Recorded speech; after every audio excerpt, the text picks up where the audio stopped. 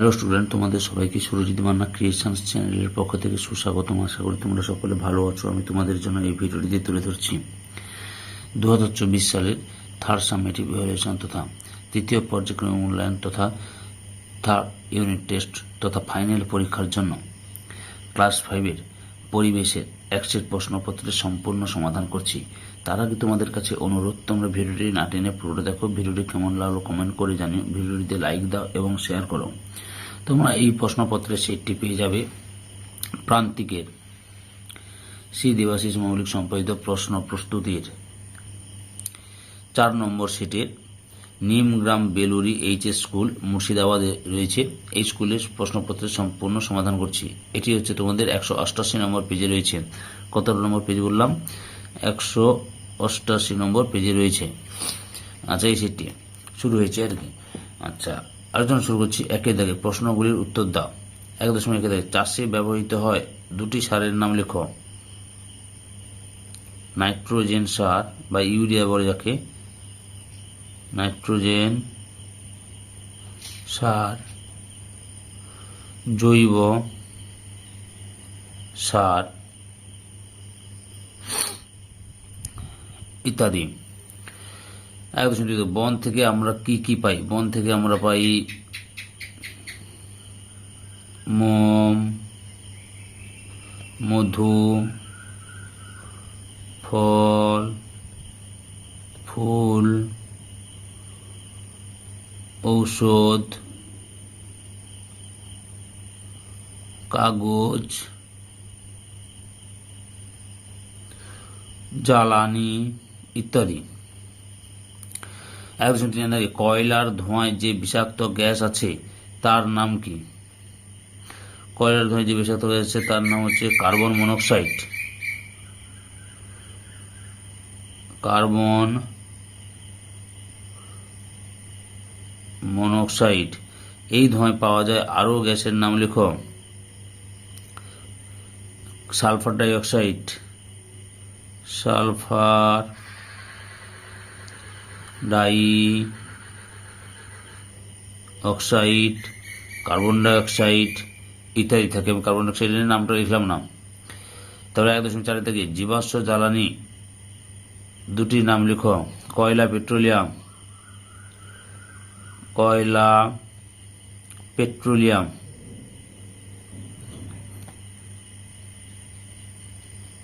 Petroleum. 1.5 থেকে কি কি উপায়ে বিদ্যুৎ তৈরি করা হয়?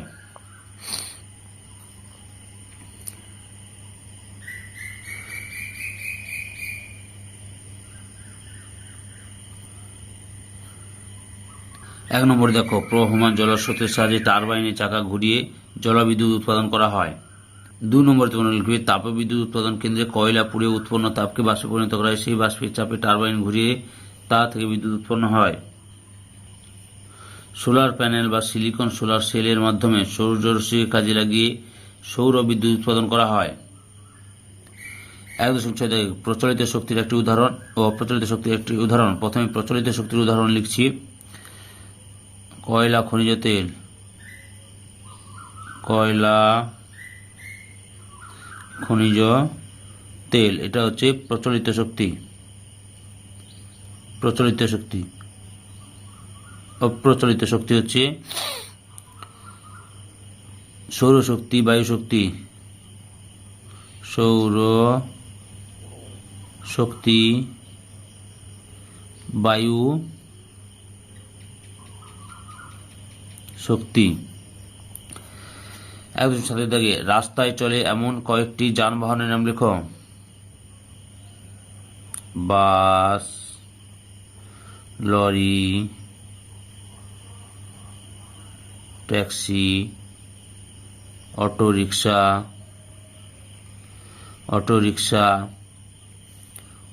টোটো ইত্যাদি। 1.8 দাগে স্বাস্থ্য ভালো রাখার জন্য কি কি করা ভালো?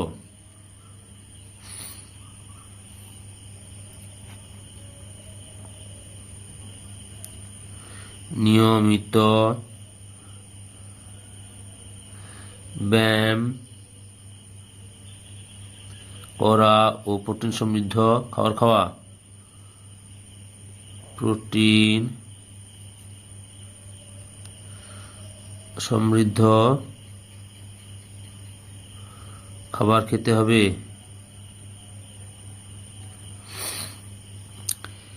1.2 ভূমিকম্পের সময় কি কি সাবধানতা নেওয়া দরকার? ভূমিকম্পের সময় আমাদের যে সকল সাবধানতা নেওয়া উচিত তা হলো বাড়ির ভিতর থেকে ফাঁকা জায়গায় চলে আসা,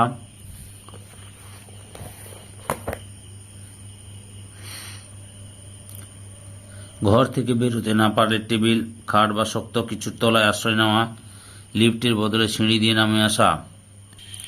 1.10 জোয়ার ভাটা কি কারণে হয়?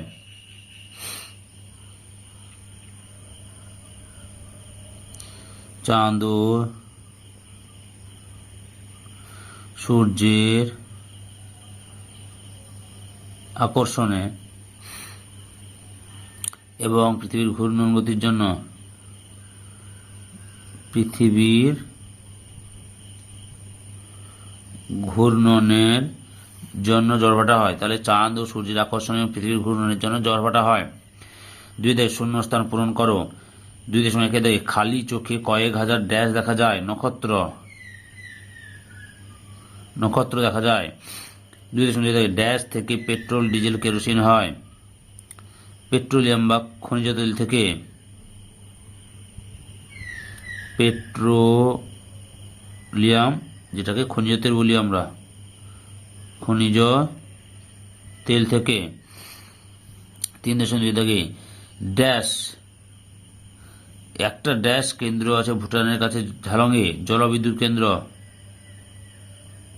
জল বিদ্যুৎ। 2.4 ড্যাশ হলো সামুদ্রিক জলোচ্ছ্বাস? সুনামি। 2.5 চশমা পরে ড্যাশ গ্রহণ দেখতে হয়? সূর্যগ্রহণ।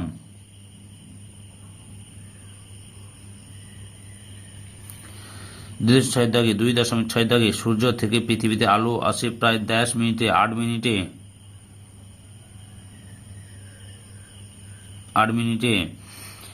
2.7 ড্যাশ আমাদের সব শক্তির উৎস? সূর্য।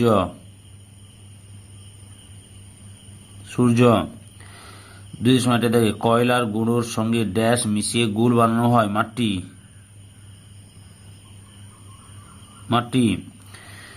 2.9 উদ্ভিদ ও প্রাণীদের পচা, আধা পচা বর্জ্য ব্যবহার করে ড্যাশ করা হয়?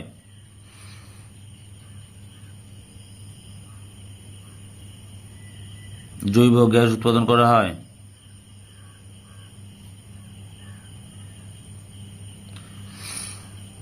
2.10 সূর্যের আলো সোলার ড্যাশে ফেলে বিদ্যুৎ শক্তি তৈরি হয়? সোলার প্যানেলে ফেলে।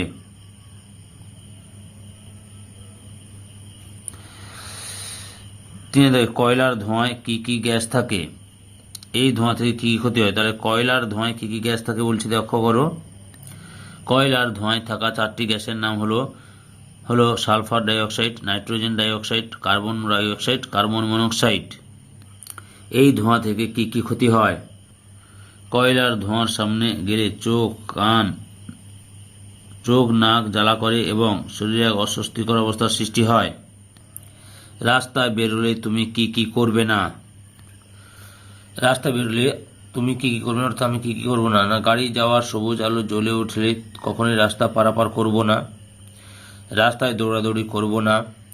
বড় গাড়ির দিকে পরিবর্তনের সময় গাড়ির কাছাকাছি আসবো না। রাস্তার উপর কখনো খেলবো না। বাস থেকে লাফ দিয়ে নামবো না। নামার আগে দেখে নেব কোনো চলন্ত গাড়ি বা মোটরসাইকেল আছে কিনা। 5 চাঁদ পৃথিবীর চারিদিকে ঘুরতে কত সময় নেয়? 29 দিন 12 ঘন্টা।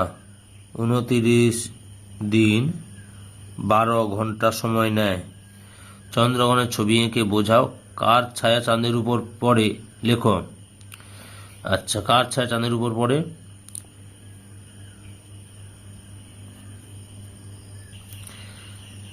আচ্ছা, ছবিটা দেখাচ্ছি তোমাদের। কার ছায়া চাঁদের উপর পড়ে? পৃথিবীর ছায়া চাঁদের উপর পড়ে। পৃথিবীর ছায়া চাঁদের উপর পড়ে। ছবিটা দেখাচ্ছি তোমাদের। তোমরা এই ছবিটা আঁকবে, এই যে সূর্য আঁকবে, পৃথিবী আঁকবে, চাঁদ আঁকবে। একে এই যে চিত্রে পৃথিবী ইচ্ছায় চাঁদের উপর পড়ায় ক ও খ স্থানে, এই ক ও খ স্থানে থেকে চাঁদ দেখা যাবে না, ওই স্থানে চন্দ্রগ্রহণ হবে। যে ক এবং খ স্থানে যে কালো করা আছে ওই স্থানটা থেকে চাঁদকে দেখা যাবে না। এই ছবিটা অঙ্কন করবে, বুঝতে পেরেছ? 6 জোয়ার ভাটা সম্পর্কে টিকা লেখো। উত্তরটি দেখো। আগে জোয়ার ভাটা কাকে বলে লিখছি। চাঁদ ও সূর্যের আকর্ষণ এবং পৃথিবীর ঘূর্ণন গতির জন্য প্রতিদিন নির্দিষ্ট সময় অন্তর সমুদ্র ও নদীর জল বেড়ে যায় এবং কমে যায়। জল বেড়ে যাওয়াকে জোয়ার এবং কমে যাওয়াকে ভাটা বলে। এরপর জোয়ার ভাটার সুবিধা লিখবে। 1 নম্বর, জোয়ারের ফলে নদীতে জলস্তর বৃদ্ধি পায়, তাই নৌকা চলাচলের সুবিধা হয়, লোকজন যাতায়াত করতে পারে। জোয়ারের শক্তিকে কাজে লাগিয়ে জোয়ার ভাটার শক্তি উৎপাদন করা হয়। 7 দাগে পরিবেশ বান্ধব যানবাহনের নাম লেখো। গরুর গাড়ি, গরুর গাড়ি, সাইকেল, রিক্সা, ট্রেন, ট্রাম ইত্যাদি হচ্ছে পরিবেশ বান্ধব যানবাহন। 8 দাগে নদীতে চলাচল করে এমন কতগুলি পরিবহনের নাম লেখো। নৌকা, লঞ্চ, স্টিমার, জাহাজ ইত্যাদি। নৌকা, লঞ্চ, স্টিমার, জাহাজ। এরপরে 9 দাগে বাঘের সংখ্যা হ্রাস পাচ্ছে কেন। উত্তরটি দেখো। নিম্নলিখিত কারণে ভারতে বাঘের সংখ্যা হ্রাস পেতে পারে। ব্যাপক হারে বনভূমি ধ্বংসের ফলে বাসস্থান ও খাদ্যের অভাব, চোরা শিকারীদের বাঘ শিকার, বাঘ সংরক্ষণে উপযুক্ত ব্যবস্থার অভাব, কঠোর আইনের অভাব প্রভৃতি কারণে ভারতে বাঘের সংখ্যা হ্রাস পাচ্ছে। 10 দাগে প্রচলিত শক্তি কাকে বলে। অপ্রচলিত শক্তির ব্যবহারে দুটি সুবিধা লেখো। আচ্ছা, প্রথমে বলছি প্রচলিত শক্তি কাকে বলে।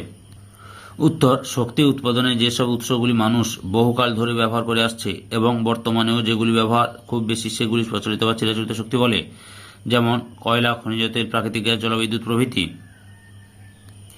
অপ্রচলিত শক্তি ব্যবহারের দুটি অসুবিধা লেখো। 1 নম্বরে, এই শক্তি উৎপাদনের প্রাথমিক ব্যয় অনেক বেশি। এই শক্তি ব্যবহারের জন্য উন্নত প্রযুক্তি প্রয়োজন। এই শক্তি উৎপাদন ক্ষমতা কম। পরের প্রশ্ন, শিশু শ্রমের ক্ষতিকর প্রভাব সম্পর্কে আলোচনা করো। উত্তরটি লক্ষ্য করো। শিশু শ্রম সুস্থ সমাজে কাম্য নয়। শিশু শ্রমের নানান ক্ষতিকারক প্রভাব সমাজে পড়ে, যেমন শিশুরা শিক্ষার সুযোগ হারায়, ফলে দেশের উন্নতি ব্যাহত হয়, তাদের শৈশবের আনন্দ নষ্ট হয়ে যায়, নিজেদের ইচ্ছামতো খেলতে পারে না, শিশুদের স্বাস্থ্য খারাপ হবে, নানান রোগে আক্রান্ত হবে, দেশের যুব সমাজ দুর্বল হয়ে পড়বে, সমাজে অপকর্ম, সামাজিক অবক্ষয় শুরু হবে। সম্পূর্ণ ভিডিওটি দেখার জন্য তোমাদের সবাইকে অসংখ্য ধন্যবাদ।